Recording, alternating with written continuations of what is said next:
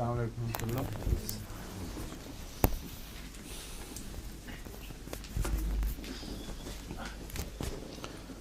आज आँखों की यूँ बारी थी, मगर इस दौरान पता चला है फर्ज वाक़ से कि बहुत एक बड़ी तादाद है दवाओं की जिनका ज़िक्र कसरत से हुआ है, लेकिन वो पढ़ाई नहीं गई। ग़ालिबन कसरत ज़िक्र की कसरत की वजह से जहन पे ये असर रहा है कि पढ़ाई जा चुके हैं और हैं वो बड़ी अहम और बुनियादी। उनकी कमोबेश सब कुछ उनका ज़िक्र आ चुका है, मगर एक मटीरियल मेडिका पढ़ने वाला उस उन्वान के तहत चाहेगा कि कुछ ना कुछ ज़रूर हो। तो मेरा ख़्याल है आज इस आई सिम्टम्स की तैयारी हो चुकी है। ये पूरी करने के बाद हम वापस कुछ अर्से के लिए दवाओं के ऊपर जाएंगे ताकि मटीरियल मेडिका के खला पूरे हो जाएं जिस हद तक मुमकिन है। उनमें ज़्यादा वक्त नहीं लगना चाहिए क्योंकि बहुत सी दवाएं हैं जिनका मुख्तसर ज़िक्र ही काफ़ी होगा। उनके इस्तेमालात जिस हद तक हमने बताए हैं उस हद तक मुख्तसर ज़िक्र और तारुफ, और फिर आगे चल पड़ेंगे। ठीक है। एक तो तैयार की है लिस्ट फरद वाकर ने, एक आपने भी सुना है उस पर मुस्तजात की है, वो क्या है? मैंने जो तैयार की है वो जो हमने पढ़ लिया है अल्फ़ाबेटिकली।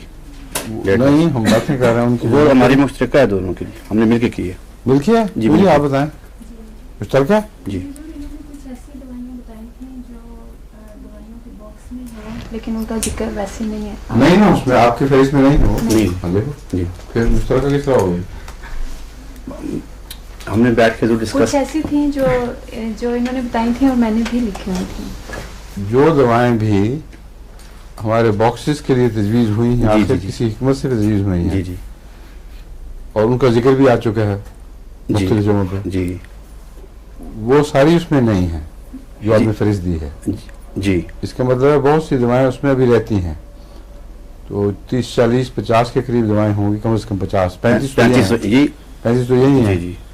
तो 50 से बल्कि 60, 70 भी हो जाए तो बैद नहीं। हजूर इनमें वो शामिल हैं किन में? जो बॉक्सेस की दवाइयाँ जब मैंने नहीं पढ़ी ना जी, वो इसलिए इसमें शामिल है। मैंने फर्ज वाकर को दे दी थी कि इसमें शामिल कर लें। नहीं, कभी कुछ कहते हैं आप, कभी कुछ कहते हैं। जो वो कह रही है नहीं शामिल, आप कहते हैं शामिल है। यही सारी लिस्ट है जो इसमें नहीं है शामिल सारी। इसमें बहुत सी हैं जो नई दवाएं उसमें आई हैं। रोसस है इसमें? मैंने तो इनको दे दी थी, जरूर पता नहीं फिर उन्होंने शामिल की। मैं फिर दोबारा चेक थायोसिनानिमन है? थायोसिनानिमन ऑब्वियसली नहीं है जी। नहीं, इन्होंने फिर नहीं बताई आपको। इन्होंने है फरद वाकर को मैंने जरूर सारी वो दे दी थी सब। हाँ जी। तो फिर आपने शामिल नहीं की उसमें?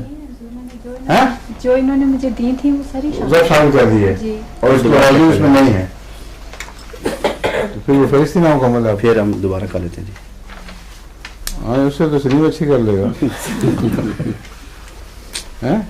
इसमें ऐड कर दो वो जो रोज़मर्रा की है ना, जो हम इस्तेमाल करते हैं और इसमें शामिल नहीं है, वो कर दो सारी। ठीक है। अच्छा, 35 तो 28 तो ये हैं। 35 कहाँ से हो गए हैं? 35 क्यों कर रहे हैं सारे? 35 थी जी सारी। यही 35 कह रहे हैं, लिखा हुआ लिखिए 28। हाँ, हुजूर इन्होंने वो नेट्रम कार्ड के हवाले से कई दवाइयाँ बताई थी जो कि आप पढ़ा चुके हैं, वो मैंने काट दी थी। 4 दवाइयाँ बीच में से नेट्रम वो गलती से आ गई थी, वैसे पढ़ा चुका हूँ मैं। जी, वो पढ़ा ठीक है भाई, ठीक है। तो 4 थी वो, जी, वो तो नेट्रम 4 जमा 28 35 किस तरह हो गया? आपने जो बनाई है वो कितनी है? 135 जो हम पढ़ चुके हैं।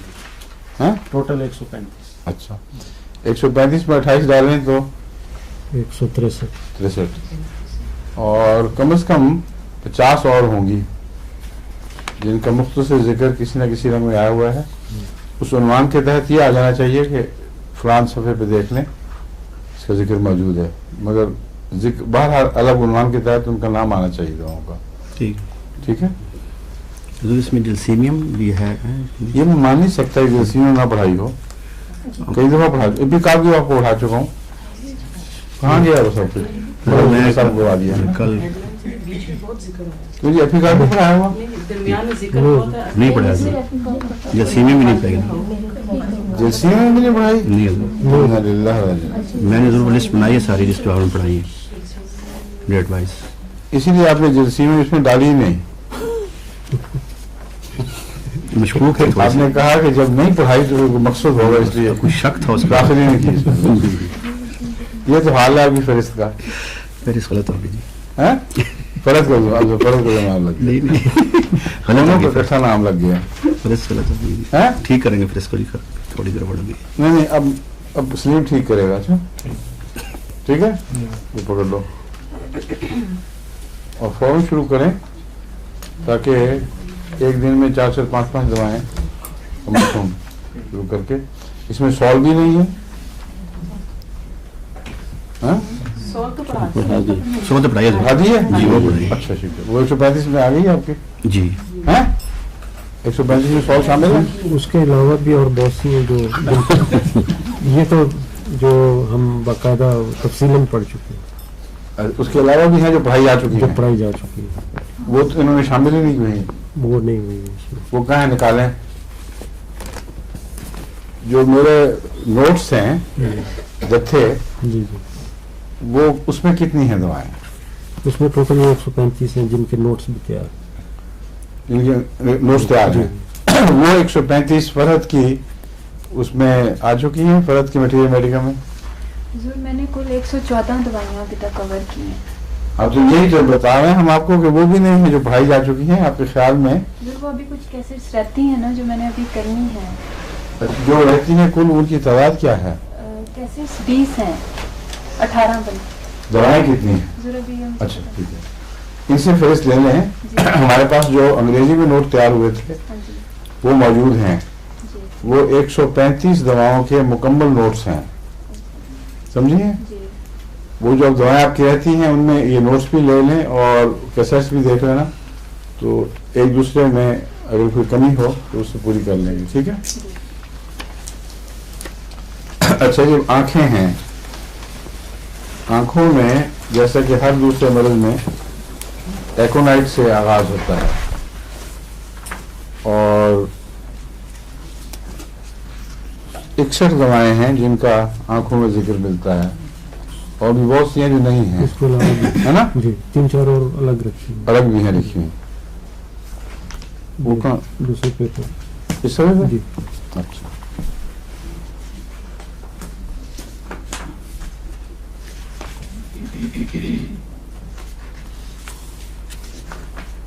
बाहर जिसको भी आंख के मरीज का सामना हो,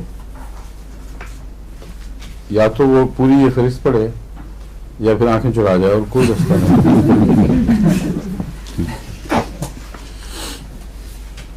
शुरू करते हैं बिस्मिल्लाह।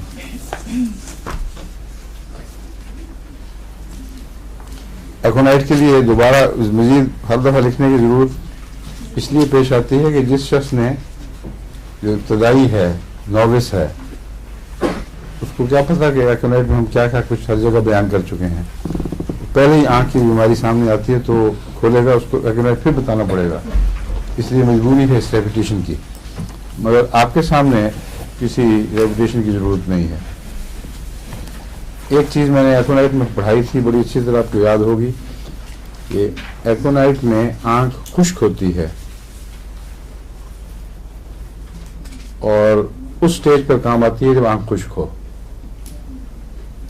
जब वो बीमारी पक जाए और फिर उसमें रसाव पैदा हो जाए जख्मों में या इन्फ्लेमेशन में, उस वक्त फिर ये काम एकोनाइट का वक्त गुजर चुका होता है। इब्तिदा में जो सुर्खी है, वायलेंस है, चमक है, उसमें बेलाडोना से भी मिलती है मुशाबहत, लेकिन बेलाडोना में साथ ही वो नमी भी हो सकती है, डिस्चार्जेस भी हो सकते हैं। एकोनाइट इज ड्राई। ईस्कुलस बहुत अहम दवा है आंख में। ईस्कुलस का मैंने आपको बताया था कि इसको आंख के हेमोराइड्स कहते हैं।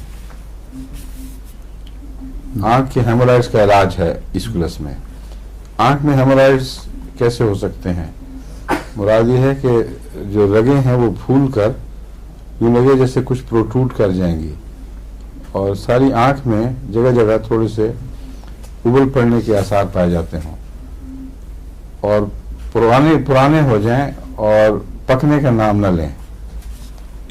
ऐसी आंखें जिनमें इस किस्म के आसार पुराने होकर मुज़मिन बन चुके हों बड़े वायलेंट सी तस्वीर पेश करती हैं। कई मरीज मैंने देखे हैं, वो उनको देखना ही बड़ा तकलीफ दे है बेचारे, और वो सफ़र करते हैं, समझते हैं अब कुछ पकेगा तो ख़त्म होगा, ख़त्म कुछ नहीं होता। ये इश्कुलस का निशान है।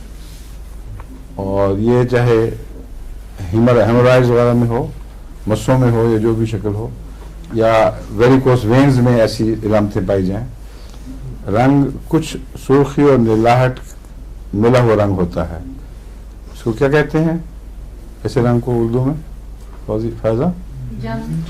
जामनी सा। बिल्कुल ठीक है।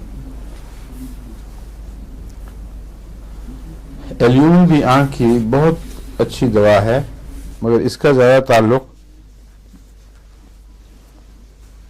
डिस्चार्जेस, परमानेंट डिस्चार्जेस से है। अल्सरेशंस और परमानेंट डिस्चार्जेस। आम उर्फ आम में जिसको आंख दुखना कहते हैं, उसकी तस्वीर है एल्यूमिनियम में, एल्यूमिन के अंदर। आंख में सुर्खी, वायलेंस और फिर दुखन और पस बनने का रुझान, और आंखें सुबह चिपकी हुई, खुलती नहीं बच्चों की। उसमें और भी दवाएं, मगर एल्यूमिनियम बहुत अच्छी दवा है। एल्यूमिनियम नहीं, एल्यूमिन। और एल्यूमिना किस चीज़ के लिए है? एल्यूमिना इसके बरक्स ज़ाहिरी तकलीफ़ों की बजाय अंदरूनी बसारत की तकलीफ़ों से ताल्लुक़ रखती है। एल्यूमिना की एक ख़ास अलामत यह है कि आगे लगता है जैसे एक जाला सा आ गया आँख के सामने, जैसे मलमल की तरह, मलमल में से देख रहा हो आदमी पार। तो वो धुंध सी है जो मिटती नहीं। जो उनको तकलीफ हो वो आंखें मलते रहती हैं, करके मुठ्ठियाँ फेरते रहते हैं, मगर कुछ साफ नहीं होता। वो समझते हैं आगे सामने कोई मवाद आ गया है जिसने वक्ती तौर पर साया कर दिया है, मगर वो नहीं होता। अंदर की बीमारी है ये। इसके अंदर जो लेंस है उसमें कोई धुंधलाहट पाई जाती है।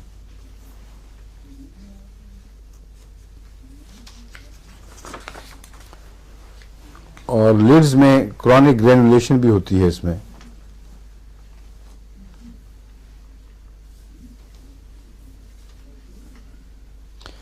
और चूंकि ये क्रॉनिक है, इसमें म्यूकस मेम्ब्रेन आहिस्ता आहिस्ता मोटी होनी शुरू हो जाती हैं।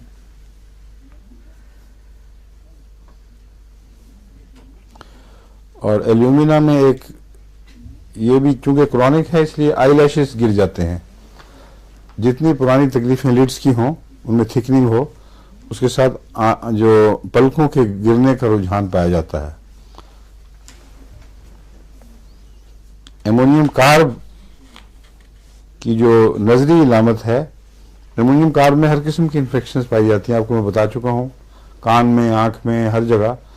उसकी तफसील की ज़रूरत नहीं। वो एमोनियम कार्ब जब इन्फ्लेमेशंस बहुत गहरी हो जाएं और ब्रेक डाउन हो रहा हो, उस वक्त एमोनियम कार्ब का ख्याल आता है। लेकिन नजरी इलामतें इसकी ये हैं कि ब्लैक स्पॉट्स आंखों के सामने फ्लोट करते हैं। ख़ासतौर पर औरतों के लिए पहचान ये है कि जब वो सिलाई का काम करें तो आंखों के सामने स्याह धब्बे नाचने लगें, उस वक्त उनको एमोनियम कार्ब की ज़रूरत है। और पहला हक फिर एमोनियम कार्ब का है, उसे इस्तेमाल करना चाहिए। एम्ब्राग्रीसा की क्या इलामत है?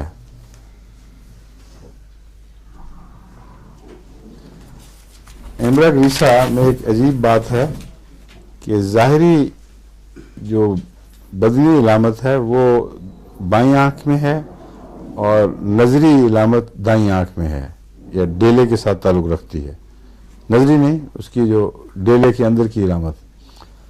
बाईं आंख में ऊपर की तरफ एम्ब्राग्रीसे में दर्द यहाँ होगी, जो उभार है आंख का यहाँ, और दाईं आंख में डेले के अंदर होगी, और साथ जलन भी होती है।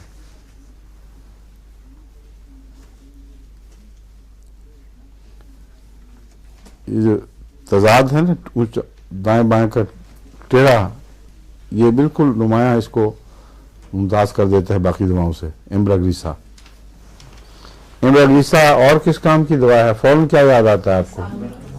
हैं? हमो गम से ब्रेक डाउन हो गया हो लंबे अरसे का।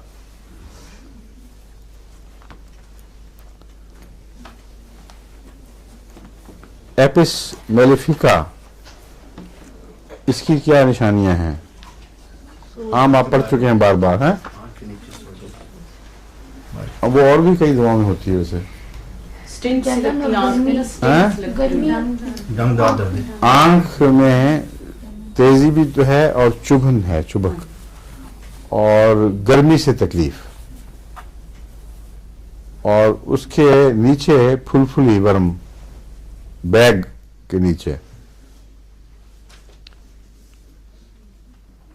और सुर्खी काफी तेज होती है, जैसे शहद की मक्खी काटे तो जिल्द भी तमतमा जाती है वहां, वैसी कैफियत होती है आंख के अंदर, और शदीद काटने वाले दर्द, और मामूली गर्मी से भी उनमें बहुत ज्यादा बढ़ जाती है तकलीफ। फोटोफोबिया हो जाता है ऐसे मरीज को।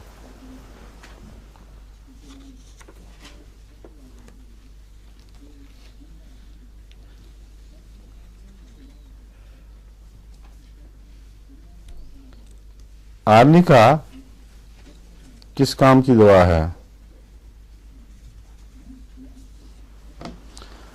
आर्निका का तो बहुत रोजमर्रा का इस्तेमाल है, जिसको नजरअंदाज किया नहीं जा सकता। हर रोज ये तजुर्बा होता रहता है। कभी बच्चों ने ज्यादा टेलीविजन देख लिया, ज्यादा पढ़ाई कर ली, और साइट सीइंग की है, कंसंट्रेट किया है बहुत, तो वो अमूमी थकावट का एहसास जो आंख में रह जाता है, उसका बेहतरीन इलाज आर्निका है।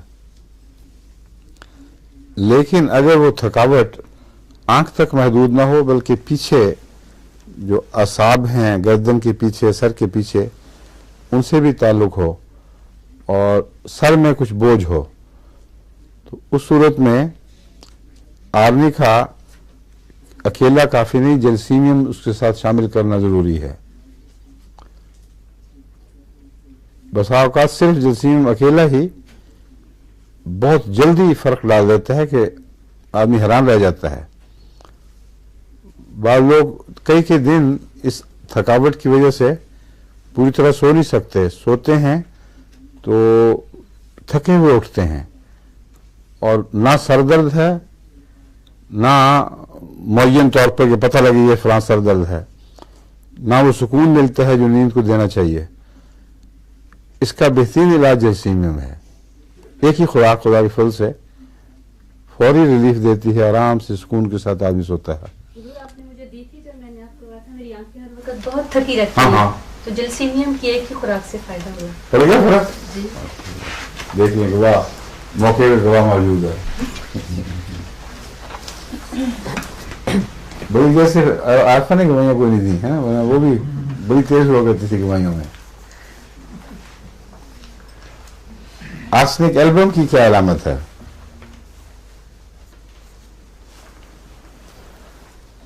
आर्सेनिक एल्बम में और आर्सेनिक आयोडाइड में यह फर्क है कि आर्सेनिक आयोडाइड में कॉर्निया वगैरह में अल्सर्स होते हैं जो गहरे होते हैं, और वैसे जलन वगैरह उसमें वैसी है जैसे आर्सेनिक की होनी चाहिए। आर्सेनिक में फैले हुए अल्सर्स होते हैं आंख के अंदर, और जैसे टेरिजियम में नाखूना जिसको कहते हैं, एक जगह कोई सफेद सा जैसे छिछड़ा सा पतला सा लगा हो, एक तरफ उसकी जड़ें होती हैं, और वो आहिस्ता आहिस्ता फैल के तो आंख के ऊपर चढ़ता है। इसको नाखूना उर्दू में कहते हैं, अंग्रेजी में टेरिजियम। टेरिजियम से मुशाबे तकलीफें जो टेरिजियम ना हो मगर उस जैसी चीजें कहीं स्पॉट बन जाए और फैलना शुरू हो जाए, वो आर्सेनिक के काबू में आती हैं। तो क्या हाल है आपका? उठ गए आराम से? हैं? आपको जगा दिया आज मैंने? अच्छा अच्छा, मैंने पूछना था उसका राज का हाल बेचारे कि वो शहरों में भी नहीं आ रहा था, बीमार हो रहा था। ठीक है। माशाल्लाह, बिल्कुल ठीक है। वैसे वो इसको पढ़ने का शौक है, हो सकता है ठीक हो, बगैर ही चला गया हो। ये भी ठीक है, हाँ? ये बात ठीक है। असल क्या बात है, छुट्टी नहीं वो करता। फर्क पड़ा कि नहीं उसको? जी हुजूर बहुत फर्क है, लेकिन थोड़ी सी अभी जुकाम पूरी तरह ठीक नहीं हुआ, लेकिन वो रह नहीं सकता था ना। हाँ, मगर दवाएं क्या दे रही हैं आप उसको? मैंने उसको वो इन्फ्लुएंजिनम, डिसिलिनम और डिप्थेरिनम। डिस्टाइल में मैंने कहा था ना बनाए जो, जी जी वो मिला के- उससे फर्क पड़ा जी कि नहीं? पड़ा था जरूर। और साथ उसको मैंने पाइटोलक का दी थी, असल में उसके वो डॉक्टर ग्लैंड्स के लिए, ठीक है। नाक में बहुत तकलीफ थी अच्छा, उसको। फिर तो ठीक लग रहा था, बुखार था थोड़ा। पाइटोलाका के साथ कैल्केरिया फ्लोर और कोनियम भी मिला दो बेशक। नाक के अंदर की जो गुठलियां सी हैं और कुछ ग्रोथ हो जाती है, उसके लिए बहुत अच्छी चीज है ये कॉम्बिनेशन। बेलाडोना की इलामतें तो आपको सब अखबार हो ही चुकी हैं। रूटीन की बातें वही हैं कि एकदम जोश आए, आंखें भर जाएं खून से और लिड्स पर भी असर हो जाए, वायलेंस पाई जाए बीमारी में, अचानक आए। उसको अगर आप अचानक बेलाडोना दे देंगे तो अचानक वापस भी चली जाएगी।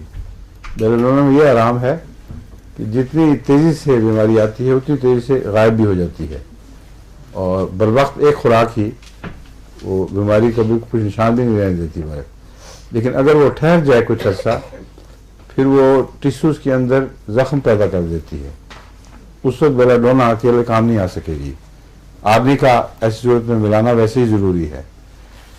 यानी इब्तिदा में जो बेलाडोना की इलामतें हों, उनमें चूँकि खून का रश है, जो बारीक बारीक कैपिलरीज और खली हैं आँख के, उनके अंदर खून जब बहुत ज़ोर डालता है तो उनको फुला फुला के उनको कोई ज़ख्मी कर देता है।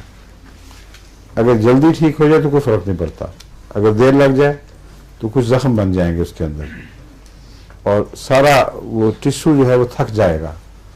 तो ऐसी सूरत में आर्निका और बेलाडोना को इकट्ठा देना चाहिए। फिर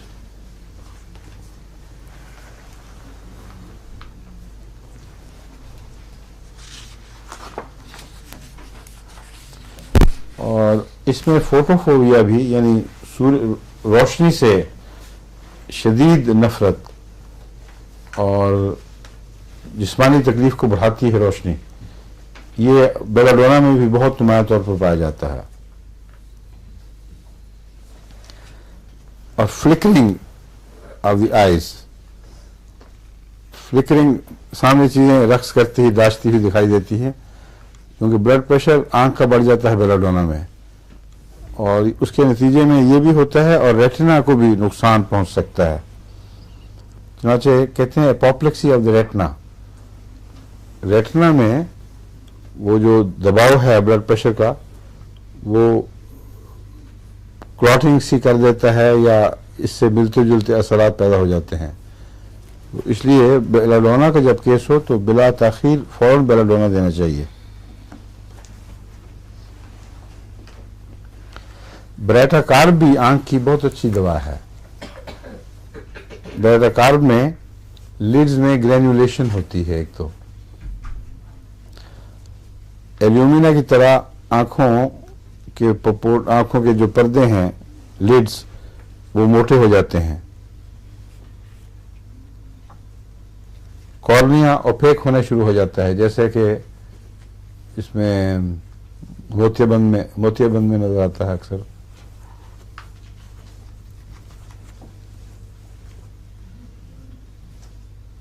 और ब्रेटाकार्ब अगर आपको बाकी इलामतें इसकी तायीद में मिल जाएं तो आँख के ज़ाहरी हिस्से की नहीं बल्कि नज़र की भी बहुत अच्छी दवा है।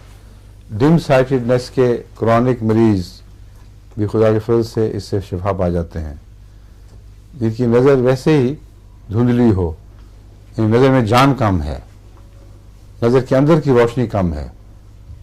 ये जो मरीज़ हैं इनको ना आँख से, ना ऐनक से फर्क पड़ता है, ना रोशनी की तेज़ी से फ़र्क पड़ता है।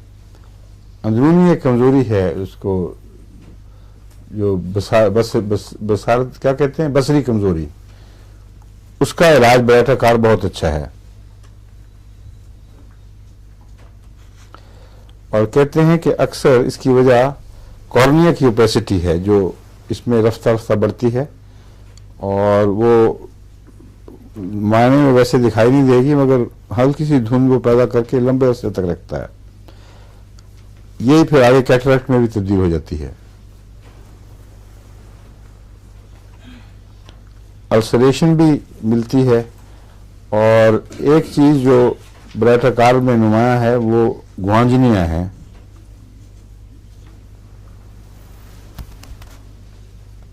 गुआंजनिया ज्यादा ऊपर के लीड पे होती हैं इसमें बेलाटाकार में, और ऊपर का लीड वैसे ही बच्चों को भारी भारी लगता है। अक्सर बच्चों को गुआंजनिया निकलती है, मगर एक ऐसी मरीजा भी मैंने देखी जो काफी उम्र की थी, यानी बहुत उम्र नहीं मगर कॉलेज की उम्र की, और उसकी आंखों के ऊपर स्टाइज और ये भरी हुई थी गुआंजनिया,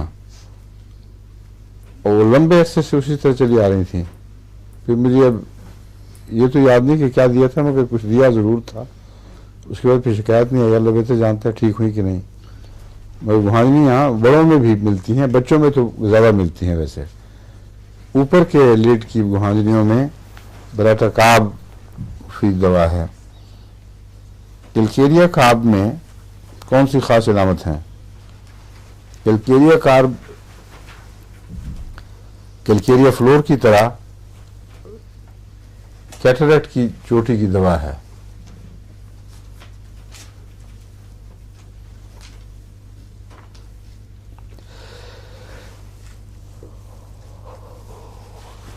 कैलकेरिया कार्ब में भी एल्यूमिना की एक इलामत पाई जाती है। किसी को पता है क्या है वो? डॉक्टर बशार साहब वो पढ़े बगैर बताएं। हाँ, और तेजी से आपने पढ़ाई शुरू की हुई है। रात क्या थे, ज्यादा हो जाता? हाँ जाला, ये किसने बताया? नहीं मैं बड़ी जिंदाबाद। नहीं बताया, बहुत तेज पढ़ती है।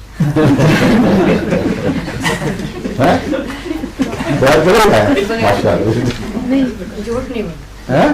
मैंने कहा झूठ नहीं बोला, पर बगैर पढ़े पढ़े।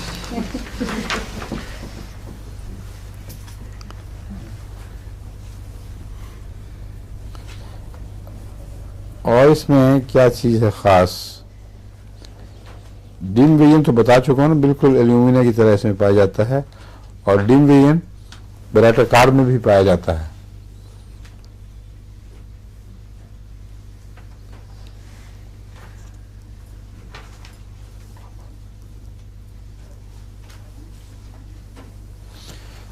जो ओपेसिटी ऑफ कॉर्निया है उसमें कैलकेरिया कार्ब मुफीद है, मगर लंबा अरसा देनी पड़ती है। ऊंची ताकत देकर फौरी फायदा की तवक्को न रखें, फौरी फायदे की तवक्को न रखें, बल्कि 30 में ऑफ एंड ऑन देती रहें कुछ अर्से तक, या आप लोग देते रहें, और उससे ओपेसिटी जो है साफ होती है। कैलकेरिया कार्ब जिनको मैंने लंबे अरसे खिलाया है उनकी आंखों में नुमाया इम्प्रूवमेंट हुई है। उनकी जो रोजमर्रा की आदतें थी ना आंखों की देखने की, थकावट होनी बंद हो गई। अब इसमें थकावट भी बहुत पाई जाती है कैलकेरिया कार्ब में, जिस तरह आर्निका की थकावट आपको बताई है। ओनोस्मोडियम में भी आंख की थकावट बहुत पाई जाती है। ये तीनों चीजों में मुश्तरक है, आर्निका, ओनोस्मोडियम, जेल्सीनियम और कैलकेरिया कार्ब। कैलकेरिया कार्ब में मुस्तकिल इलाज की जरूरत है, और छोटी ताकत 30 यानी कभी कभी रोजाना एक दफा या फिर नावे कर करके चंद महीने दें। कैलकेरिया कार्ब तो हो चुका, एक और चीज थी हैं, वो तो फोटोफोबिया इसमें है, फोटोफोबिया ही पाया जाता है रोशनी से, उसको उसी को फोटोफोबिया कहते हैं। ज्यादा 2-3 दफा कहूँ? अच्छा अच्छा, ठीक है ठीक है।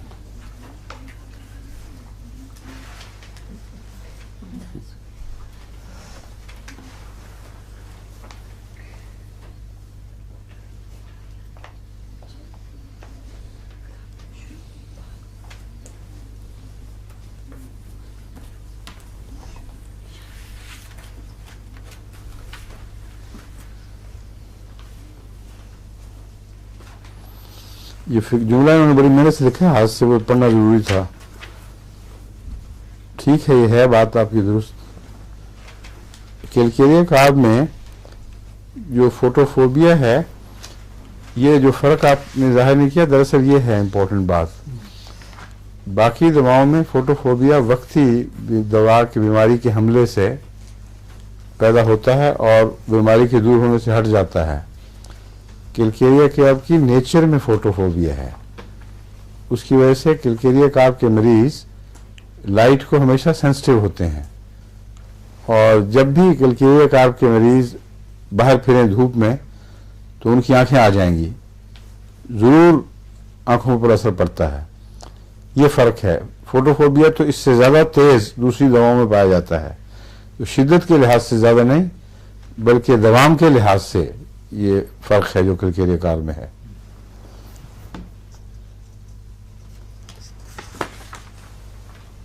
कैलकेरिया आर्स में एक ही चीज़ आंख के अंदर लिखी हुई है, वो है मोमेंटरी ब्लाइंडनेस। लेकिन कैलकेरिया कैलकेरिया भी है, इसमें आर्सेनिक भी है। आंख की कमोबेश हर किस्म की बीमारियों में ये काम आ सकता है अगर आप इसको मरीज को पहचान लें कि कैलकेरिया आर्स का है, जो बस अपनी ज़ात में मुश्किल काम है। इसलिए तुक के तौर पर इसको भी इस्तेमाल किया जा सकता है अगर दूसरी दवाएं फेल हों। लेकिन जो ख़ास चीज़ है वो है वक्ती अंधापन। ये जो वक्ती अंधापन है ये और भी बहुत सी दवाओं में है, और जलसीमियम में सरदर्द के साथ अंधापन ये बहुत नुमाया है।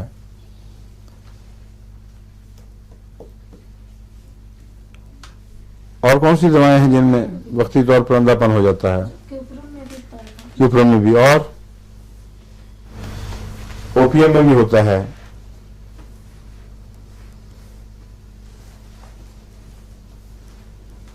जो भी दवाएं एपोप्लेक्सी पैदा करती हैं और उनको क्योर करती हैं, उनमें वक्ती तौर पर अंधापन हो जाया करता है। उसमें इसको भी शामिल कर, यानी इस किस्म के अंधेपन में कुछ है असाबी, कुछ है जो अंदर जख्म पहुंच जाता है, क्लॉट बन जाता है, उसकी वजह से होता है। उस सूरत में तो बिला ताखीर आर्निका और ओपीएम ऊंची ताकत में देनी ज़रूरी है, और अगर दी जाए तो हैरत अंगेज शिफा होती है अगर ज़्यादा देर में लगी हो। बिल्कुल मरीज नॉर्मल की तरफ वापस आ जाता है।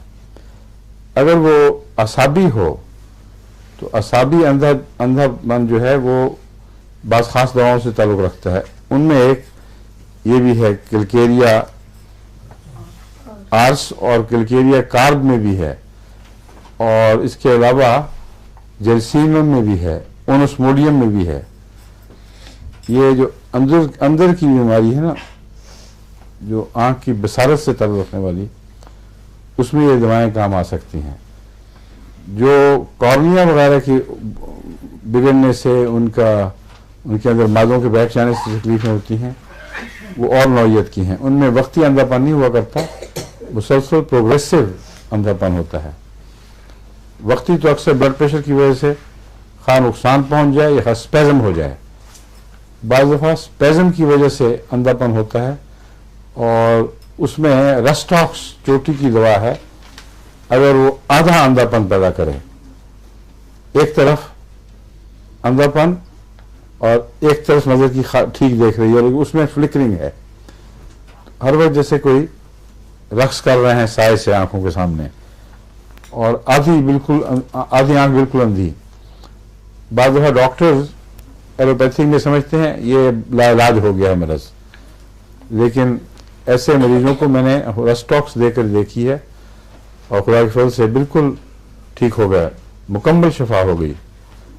तो असाब से ताल्लुक़ रखने वाले अंधापन अलग हैं, और जो मादी तब्दीलियां पैदा होने के नतीजे में अंधापन होते हैं वो अलग। इनकी दवाएं आपको अलग अलग याद रखनी चाहिए। कैलकेरिया फ्लोर तो चोटी की दवा है, इसकी कैटरेक्ट की, और बाद डॉक्टर रूटीन के तौर पर जिंकम सल्फ ऊंची ताकत में और कैलकेरिया फ्लोर 6x में रूटीन के तौर पर ही देते हैं। और एक अर्सा मैंने भी जब शुरू प्रैक्टिस की थी तो इसको रूटीन के तौर पर ही इस्तेमाल किया और मैंने देखा है कि अक्सर मुफीद है ये। और मैं उस ज़माने में तो छोटी ताकत में सिर्फ दिया करता था 6x में, और फ़ायदा मेरा ख्याल है करीबन 50% तो ज़रूर होंगे मरीज़ जिनको इससे खुदा के फजल से फ़ायदा पहुंचा है। लेकिन नेट्रम सल्फ, जिंकम सल्फ देना ज़रूरी है साथ।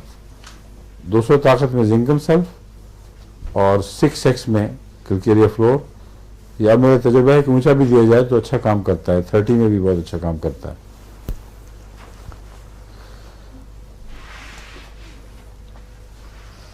इसमें कॉर्निया के जो किनारे हैं वो हार्ड हो जाते हैं,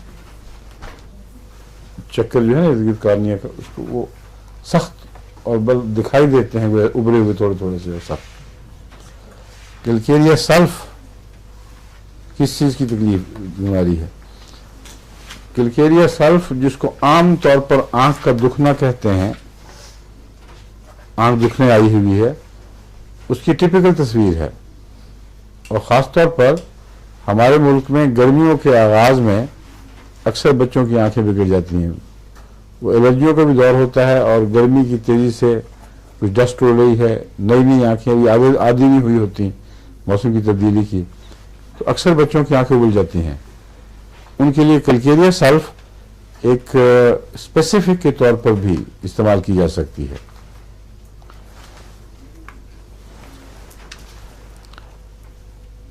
क्रोटेलस में आंख की बीमारियों में खून का अखराज जरूर होगा। इसकी आंखों में भी जब पानी भी आए आंखों में तो उसके साथ खून का अखराज होता है और कुछ पैरालिसिस का रुझान भी है।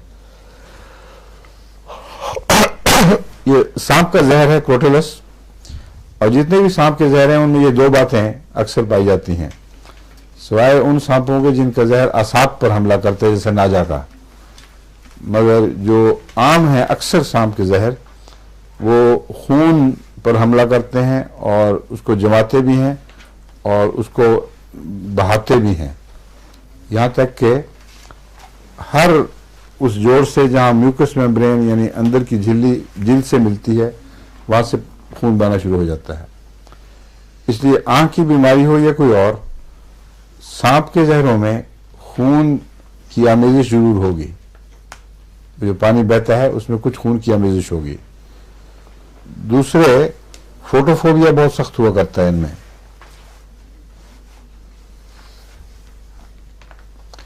और पैरालिसिस मैंने आपको बताया था, ये जो फालिज है ये भी सांप के जहरों के असर में अक्सर पाया जाता है। किसी न किसी वजह लेगेसिस है तो बाईं तरफ का फालिज हो जाएगा, क्रोटेलस में कोई और भी हो सकता है। इसमें आईलिड का फालिज होता है क्रोटेलस में, आंख दुखने आए और ऊपर का छप्पर गिर जाए, इसके इलाज में क्रोटेलस बहुत मुफीद है। कॉस्टिकम में क्या चीज पाई जाती है?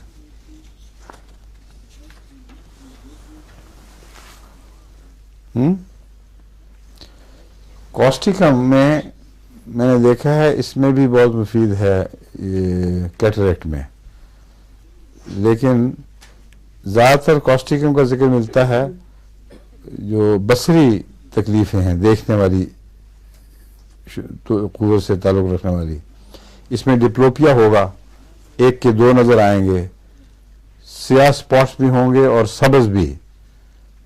और सब्ज़ स्पॉट्स में ये मुश्तरक है फास्फोरस से, फास्फोरस में भी सब्ज़ धब्बे नज़र आया करते हैं, इसमें काले भी और सब्ज़ भी। और आंख के छप्पर का फालिज भी इसमें पाया जाता है, एक के दो नज़र आ जाएं।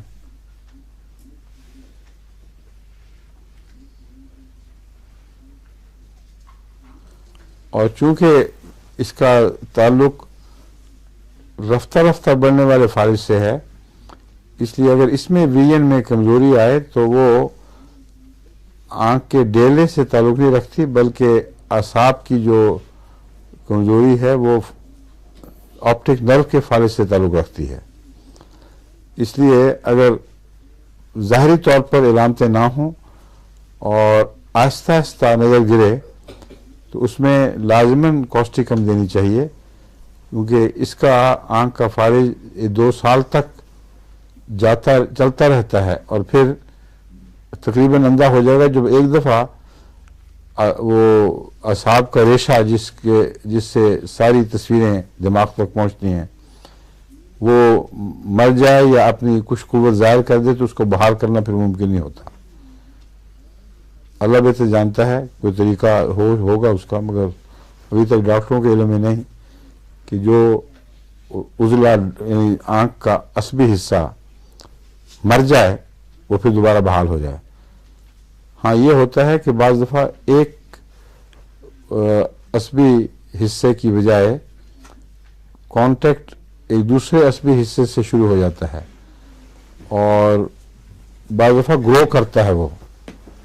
चुनांचे आँखों में ये भी देखा गया है कि एक आँख का असबी हिस्सा जो पीछे है यानी नर्व्स का हिस्सा वो माउफ हो चुका है, तो उस आँख की जड़ से पीछे से एक रग निकलनी शुरू हो जाती है। जैसे जड़ पानी की तलाश में चलती है उस तरह वो रग चलते चलते जिस आँख के पीछे वो असबी हिस्सा ठीक है उससे ताल्लुक जोड़ लेती है और उसके नतीजे में एक आँख की तरफ नहीं बल्कि दोनों आँखों से दिखाई देने लगता है। हुजूर सलमान का भी तो यही हो गया ना, एक आँख का वो खत्म ही हो गया ना। हाँ जो है ठीक है, उसमें जो ये इम्कान बाकी रह गया जो मैं बता रहा हूँ आपको कि उसका जो आँख के पीछे जो नर्व एंड है, कॉर्ड होती है असल में, वो पूरा पतली नर्व नहीं, पूरी एक ऑप्टिक कॉर्ड है, वहां से कोई शोशा निकलता है बाज दफा और वो पीछे चलते चलते दूसरी आंख से जुड़ जाता है। ये जो लेटेस्ट रिसर्च है आंख के ऊपर उसमें ये बातें बाकायदा साइंटिफिकली तस्लीम की गई हैं, इसलिए ये इम्कान मौजूद है। दुआ भी करनी चाहिए और वो जो दवाएं जिनका इन चीज़ों से ताल्लुक़ है वो देते रहना चाहिए। सारी होम्योपैथिक क्लास को वैसे दुआ करनी चाहिए। सलमान सिर्फ होम्योपैथिक इस वक्त जो सुन रहे हैं जितने जो नहीं है दुनिया क्लास में में वो भी करें। हाँ माशाअल्लाह, मगर उसकी आँख की जो उमूमी शक्ल है वो तो पहले से बहुत बेहतर है, मजबूत हो गई है आँख। लेकिन वो जो खराब हो गई है वो तो दिन ब दिन छोटी होती जा रही है। वो तो नहीं ठीक हो सकती। उसमें से नहीं नजर आ सकता अगर देखें दो अलग बातें आप मिला रही हैं। एक है आँख का ज़ाहिरी हिस्सा जो डेला कहलाता है जी, वो बीमार होकर माऊफ हो जाए और सुकड़ जाए, उसका कोई एलोपैथिक या होम्योपैथिक इलाज हमारे इल्म में नहीं है। एक है पिछली जो कॉर्ड है, ऑप्टिक कॉर्ड या ऑप्टिक नर्व, वो मफलूज हो रही हो और वो बाज़ दफ़ा ज़ख्मी भी हो जाती है, बाज़ दफ़ा मफलूज हो जाती है, वो भी ठीक नहीं हो सकती। मगर अगर आंख का डेला ठीक हो और रोशनी का पैगाम अंदर पहुंच रहा है तो उस वक्त ये जो नई बात मैं आपको बता रहा हूँ वो ये है कि वो पीछे जो आखिरी जड़ जो साथ लगी हुई है, जो रेटिना के पीछे जुड़ी हुई है, वहां से शूट करता है एक नर्व का हिस्सा और वो उस नर्व की तलाश में चलता है जो ठीक है।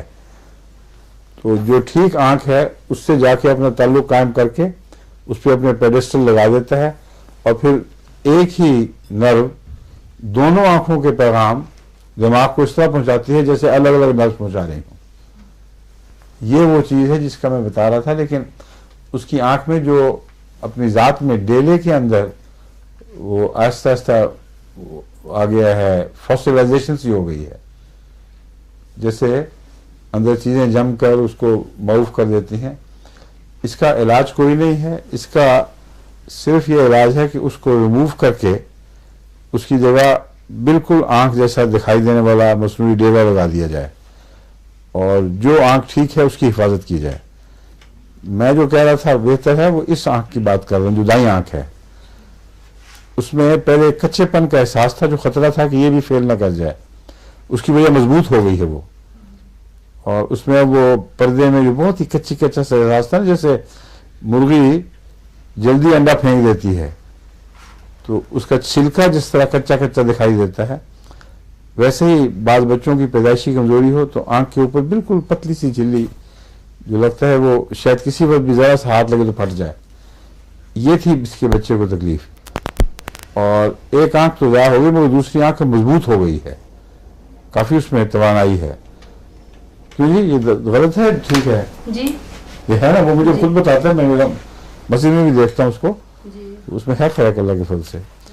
इसलिए डॉक्टर से ये मशवरा करें कि इस आंख को रखना मुनासिब भी है कि नहीं, क्योंकि बाज़ दफ़ा इस किस्म की बीमार आंख अगर रखी जाए तो उसका दूसरी आंख पर बुरा असर पड़ता है और बच्चे की अपनी नफसियाती कैफियत पर भी बुरा असर पड़ता है।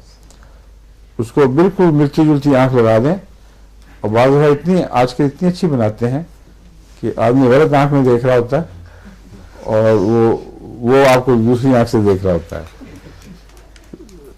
वो फिर एक दो दफ़ा मुझे उन्होंने ठीक कराया बाजू ने, आप इसकी वजह इधर देखें ठीक है। कैमोमिला भी उन दवाओं में है जो आंख की बीमारियों में शोहरत रखती हैं। इसकी जो है कैमोमिला की ख़ास अलामत क्या है? गुस्सा, बदमिजाजी और कन्वर्शंस होती हैं उसके नतीजे में। तो अगर आंख में तशन्नुजी अलामतें पाई जाएं और लिड्स ट्विच कर रहे हैं और बाज नहीं आ रहा है, ऐसा मरीज़ अगर बदमिजाजी की भी शोहरत रखता हो तो कैमोमिला चोटी की दवा है। लेकिन अगर उसके मिजाज में तेज़ी और गुस्सा नहीं है तो फिर कैमोमिला कोई काम नहीं देगी। एक बीमारी है जो बहुत तकलीफ दे और अंधराता कहते हैं उसको, रात के वक्त जो विजन है या वो बिल्कुल ख़त्म हो जाता है या बहुत डिम हो जाता है, और ये जेनेटिक बीमारी है, पैदाइशी तौर पर आती है और लड़कियों की तरफ से आगे अगली नस्ल में सफ़र करती है, मगर लड़कों में ज़ाहिर होती है और लड़कियों में ज़ाहिर नहीं होती। ये अजीब किस्म की चीज़ है। लड़कियां उसकी कैरियर हैं, मगर जिस लड़की में पाई जाएगी उसकी आंख ठीक रहेगी, जो लड़के पैदा होंगे उनमें ये बीमारी ज़ाहिर हो जाती है। और रात के वक्त टोटल ब्लाइंडनेस या बहुत ज़्यादा असर के बमुश्किल ही कुछ पता चले। इसके इलाज में एक लाइकोपोडियम है जो शोहरत तो नहीं मगर उसका जिक्र मिलता है।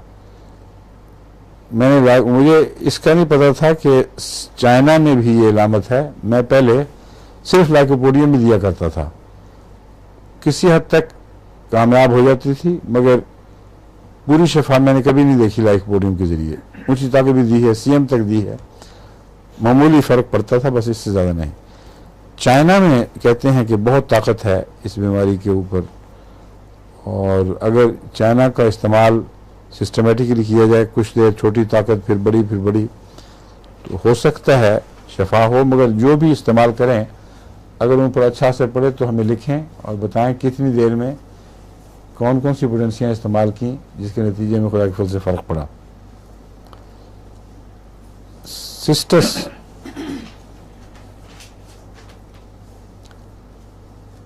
सिस्टस जो है ये तो सिर्फ दरअसल ये उसकी दवा है खारिश की,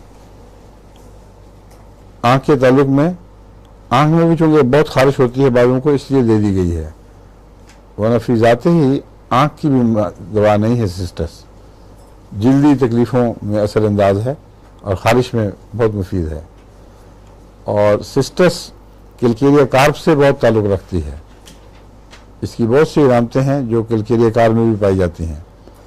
तो बहरहाल अगर खाली आंख में खारिश हो और इन्फ्लेमेशन वगैरह के आसार ना हो, उसमें सिस्टस भी इस्तेमाल की जा सकती है। चेलिडोनियम भी मुफीद है। ओपेसिटी ऑफ कॉर्निया बहुत दवाओं में मिलती है, इसमें भी मिलती है। और स्टिचिंग पेन्स जैसा कि इसमें एपिस में मिलती हैं, इसमें भी मिलती हैं। ब्रूस्ड पेन भी मिलती हैं।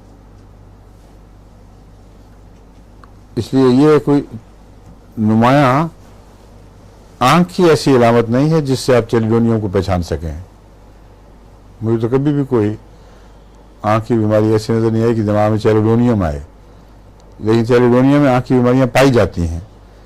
इसकी जो असल पहचान है चेलिडोनियम की, वो जिगर की खराबी, जिसके नतीजे में स्टूल जर्द हो जाएं और पीछे सुपरस्कैपुला के नीचे तेज चोटी की डंगदार दर्द उठती है और बाज़ वहाँ दर्द बैठ भी जाती है। तो इन इलामतों में चेलिडोनियम मुफीद है, और चेलिडोनियम में अगर जिगर की इलामतें हों और खांसी ठीक ना हो रही हो तो चेलिडोनियम बहुत मुफीद है खांसी में भी, लेकिन जिगर के साथ इसका असल ताल्लुक है और जिगर के ताल्लुक ही में ये आँख में काम आएगी, वरना फिजाते ही इसकी कोई मुमताज़ इलामत कम से कम मेरे इल्म में नहीं। क्रोटन टिग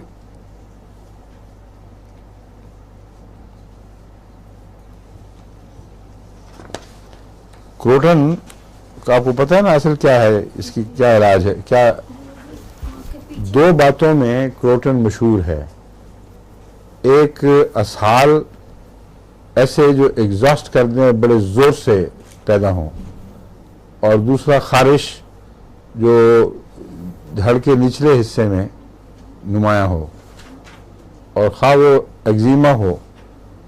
क्रॉनिक पेशिश भी क्रोटन के दायरे अमल में आती है। तो क्रोटन की बुनियादी इलामतें अंतरियों के साथ और जिल्द के साथ बैक वक्त ताल्लुक रखती हैं, और शाज़ी ऐसा होगा कि क्रोटन जिल्द में जरूर मुफीद हो और उसकी अंतरियों की कोई हिस्ट्री ना हो, बिल्कुल साफ हो, वैसा वर्षा भी। इसलिए क्रोटन को इसमें याद रखें। इस नक्शे के साथ आंख की हर किस्म की तकलीफों पर क्रोटन भी मुफीद असर रखती है।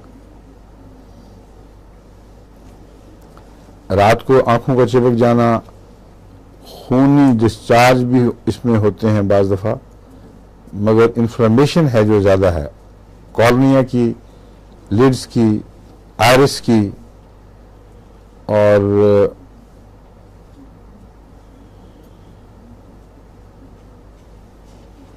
हाँ, एक चीज़ क्रोटन की पेट की बीमारियों में भी है और इसकी आँख की बीमारियों में भी है।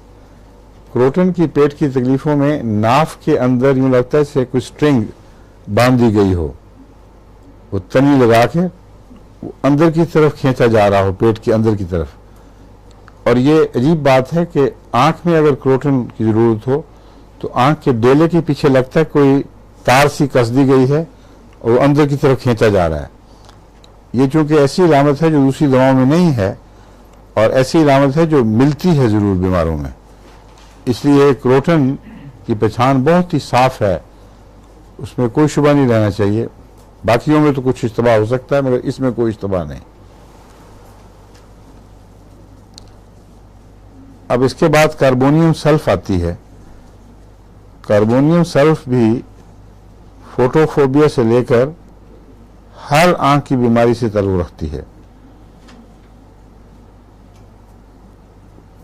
कोई मुझे आंख की बीमारी नज़र नहीं आई जो इसमें मौजूद ना हो, इसलिए इस पर वक्त ज़ाया करने वाली बात है। कार्बोनियम सल्फ बीमार हर किस्म की आंख की बीमारी काम आ सकती है अगर कोई इलामत जो जिस्मानी और मिजाजी इलामत हो वो आपको कार्बोनियम की याद दिलाए। और मिजाजी इलामत भी मुझे कोई याद नहीं। कोई है? किसी को याद है? मैंने अचानक देखा तो मुझे आप नहीं पता कि इसकी मिजाजी इलामत है क्या कार्बोनियम सल्फ की। हर किस्म की बीमारियां लिखी हुई हैं सिर से पांव तक। जहाँ कुछ और काम ना आए, कार्बोवेज वगैरह कुछ कार्बन की इलामतें, कुछ सल्फर की लगा दिया करें, ठीक है। क्यूप्रोमेट भी आँख की बीमारियों में काम आती है। जैसा कि आपने देखा ना, वो क्रोटन भी दरअसल अंतरियों की तकलीफ के साथ ताल्लुक़ रखने वाली बीमारी है, आँखों में भी काम आती है और जो अंतरियों में उसका असर है, जैसे कि नाफ को पीछे खींचने का एहसास, वो आंखों में भी पाया जाता है। बैन ही ये शक्ल क्यूपरम मेटालिकम की भी है। Conversion, jerking of the eyes, जैसा कि अंतरियों में स्पेज़म होते हैं बड़े सख्त, और जिसको पंजाबी में कहते हैं जाफा पड़ गया अचानक, और बहुत तकलीफ दे स्पेज़म होते हैं कि मरीज उससे बिल्कुल चुड़मुड़ जाता है और बहुत अजाब में मुब्तला हो जाता है। इस किस्म की तकलीफें बाज़ दफ़ा आंखों में भी पाई जाती हैं कि आंख के अंदर लगता है कि किसी ने शिकंजे में जकड़ा और मरोड़ रहा है आंख को। उसमें क्यूपरम का ख्याल रखें। अगर नीलाहट पाई जाए होंठों पर या चेहरे पर उस तकलीफ के दौरान आ जाए, तो फिर क्यूपरम ही दवा है और बिला तरद्दुद उसको इस्तेमाल करना चाहिए। ट्विचिंग्स इसमें मिलती हैं बहुत सी।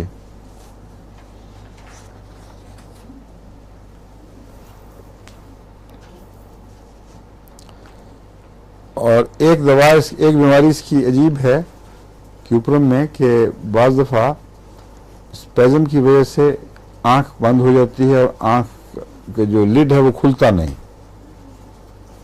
यानी वो फालिज की वजह से नहीं, बल्कि जैसे शिकंजे में जकड़ी जाए चीज़ और उसमें मूव करने की ताकत ना रहे और अंदर से डेले घूमते हुए आंख के पर्दे के परे दिखाई देते हैं, यानी आंख की लिड बंद हो जाए, लॉक हो जाए और अंदर डेला तेजी से घूमे, ये टिपिकल क्यूपरम की अलामत है। और एक खुराक ही मुंह में जाएगी तो वो खुदा के फल से वो बिल्कुल ठीक हो जाएगी, आंख भी खुल जाएगी। ये स्पेज़मोटिक बीमारियां हैं। पीछे कहीं कोई तशन्नुजी हालत हुई है जिसने डेले घुमा दिए हैं और आंखों के लिड जो हैं उनको जकड़ दिया एक दूसरे के साथ। साइक्लेमन भी आंखों की दवा है। डिप्लोपिया इसमें बहुत आम मिलता है और वो जो भेंगापन भी साइक्लेमन में मिलता है। भेंगेपन के लिए अमूमन क्या इस्तेमाल करते हैं आप लोग?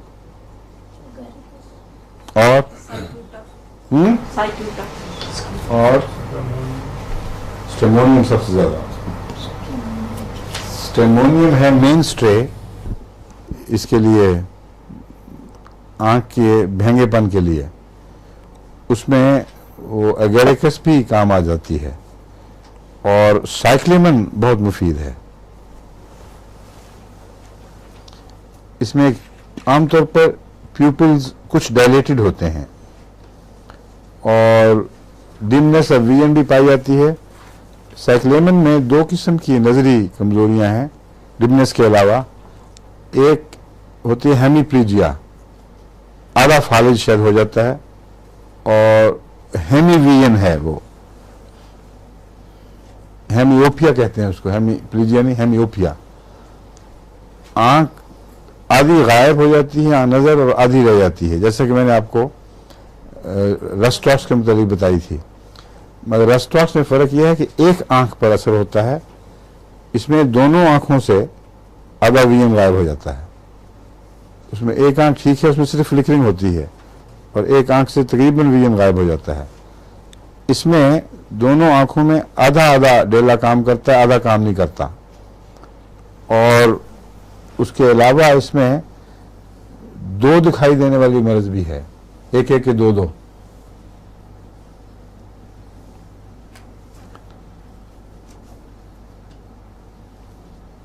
एक लड़की है, उसको आधी आधी नजर आती है, हाँ। तो उसको फिर हम रस्टॉक्स दे जाते हैं। नहीं, जो नीचे का और इस प्लेन में आधा है उसकी और दवाएं हैं, वो मैं आपको बता चुका हूं। उसमें गालबन कोनियम वगैरह से मिलती जुलती दवाएं थी जो मैंने पढ़ाई थी।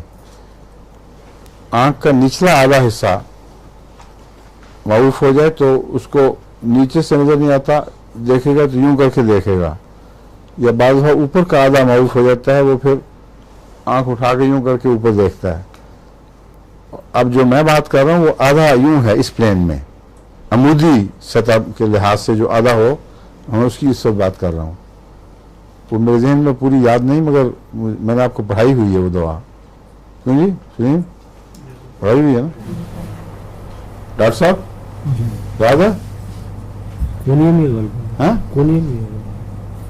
हमें चेक करना चाहिए, मेरे नोट्स में था। हाँ ये पाई थी, है ना? बताई थी नहीं किसी को। हाँ, एक किसी को दी भी थी दवा, वो ठीक हो गया था कि नहीं? मुफ्ती तौर पर कैसे फर्क पड़ा? हैं? मुफ्ती तौर पर फर्क पड़ा था, उसी तरह होगा।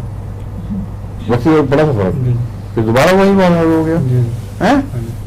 तो बताया नहीं मुझे, उसी तारीख में देनी थी फिर। तो सीएम में दी थी। अच्छा, तो फिर कोई और दवाई देनी चाहिए। है कहाँ आदमी? रेड हिल में। वही महमूद, जी उसी की बात कर रहे हाँ हैं। हाँ, एक दिन तो काफी फर्क पड़ गया था। उसकी मुस्तकिल बीमारी है, मगर वो ये गलत ख्याल है कि वैसे ही हो गया है। जो शुरू में आया था तो वो तो उसमें और अब में जमीन आसमान का फर्क पड़ चुका है। वो पहले आता था तो बात करता था यूं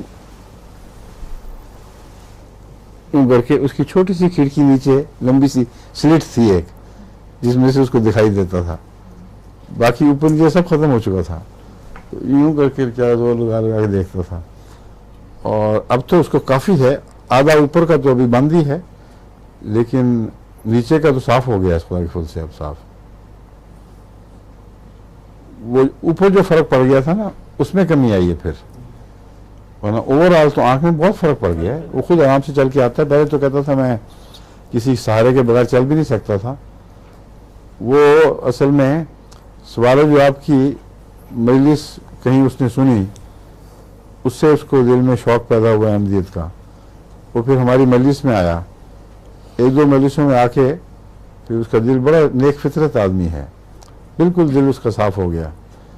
और उस वक्त से खुदा के फजल से उसकी ये बीमारी जो थी ना, उसमें बहुत फ़र्क है। अब तो खुद तेज चलता है, अपनी आंख से देखता है, मगर वो हेमीप्लीजिया ऊपर नीचे वाला जो है, उसमें आधा हिस्सा भी उसका उसी तरह है। उसे पूछना दोबारा, फिर पहले क्या क्या दवाइयाँ दे चुके हैं, एक और भी देंगे तो इंशाल्लाह। कॉकुलस इंडिकस, ये कैसी दवा है?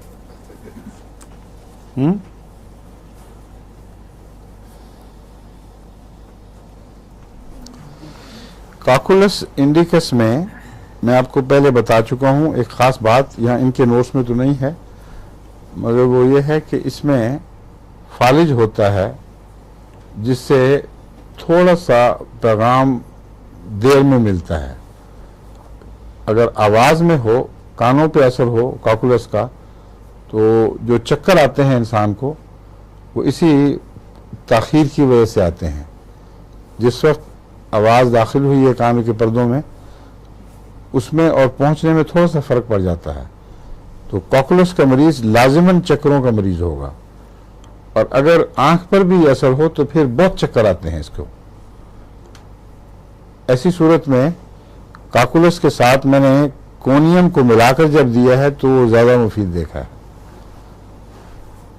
तो कॉकुलस की बीमारी पैरालिटिक आई मसल्स की का पैरालिसिस हो, या एकोमोडेशन करने का पैरालिसिस हो, या पीछे जो पैगाम जा रहे हैं उस नर्व्स का पैरालिसिस हो जो पैगाम लेके जाती है, इन तीनों सूरतों में कॉकुलस इंडिका मुफीद है, मगर चक्कर ज़रूर होंगे। और साइक्लेमन में भी चक्कर मिलते हैं, लेकिन उसकी जो बाकी चीज़ें वो मुख्तलिफ हैं इससे। कैडमियम सल्फ का भी वक्त नहीं रहा, क्योंकि वो एक मूली बता गए थे। हो गया वक्त पूरा? ठीक है। 66 हैं कुल दवाएं या 61? 61 हैं? 3 और है उसके साथ। ठीक है, इसके अलावा भी और। ये ख़त्म कर लें, फिर इंशाल्लाह ताला जो बकिया मटीरियल मेडिका है वो मुझे यकीन है ज़्यादा वक्त नहीं लगेगा। अक्सर आप सुन चुके हैं, मुख्तसर सिर्फ खानापुरी की खातिर उसके उन्वान के ताबे बुनियादी फीचर्स मैं आपको बता दूंगा, और ताकि मज़ीद ताख़ीर ना हो किताब छपने में। फैज़ वाक़ई ने बड़ी मेहनत की है और बहुत अच्छी तैयार की है, क्योंकि शुरू में कुछ कुछ वक्त दिया था मैंने सुनकर बताने के लिए कि इसको यूँ करें, और फिर ज़रूरत ही नहीं पड़ी। अगला जो लेके आए वो काम बिल्कुल ठीक था। और मैं उम्मीद रखता हूँ इंशाल्लाह अगर ये दवाएं 2-4 दिनों में वो तो ख़त्म हो नहीं सकती हैं, जनवरी से वापसी पे होंगी। तो उस अरसे में जो आपका बाकी काम है 135 दवाओं तक पहुंचने का, उसको आप मुकम्मल कर लें और प्रेस में दे ही दें तैयारी के लिए। ये दवाएं आखिर पर ऐड हो जाएंगी या बीच में दाखिल कर लेंगे। आजकल तो कंप्यूटर का दौर है, जहाँ मर्जी दाखिल कर लो उसको, ठीक है। क्या आवाज की कमजोरी के लिए क्या नुस्खा पूछ रही हो? हाँ? नहीं सर, आपके 4-5 लेक्चर ऐसे हैं जिसमें आपने जी हाँ, क्या वो हुआ तो उनको? सारे वो किसी डॉक्टर, किसी अंग्रेज डॉक्टर की दवाइयाँ हैं और उनके साथ आपने अपने तजुर्बात को कंपेयर किया है। फिर तो हुजूर वो कैसे वो शामिल करने हैं या उनको छोड़ दें? क्यों नहीं करना? लेकिन वो फिर किसी दवाई के अंडर तो नहीं आएंगे? वो क्या जनरल है, वो मुख्तसर हर दवाई के बारे जो में। मर्जी है, जो मैंने बयान किया है फायदे की खातिर बयान किया है ना। उसको सुनकर क्या लगता था मैं वाज़ा कर रहा हूँ या? हाँ, नहीं हुजूर, वो बहुत बहुत अच्छी चीज़ है, लेकिन उसको किस मतलब दाखिल नहीं करना, नहीं करना है। फिर तुम पूछ लेकिन कर सिर्फ रही मैं हो। पूछ रही हूँ कि कैसे करना है। जबरदस्ती करना। मजा होगा ना। फायदा तुम समझ के बता देना।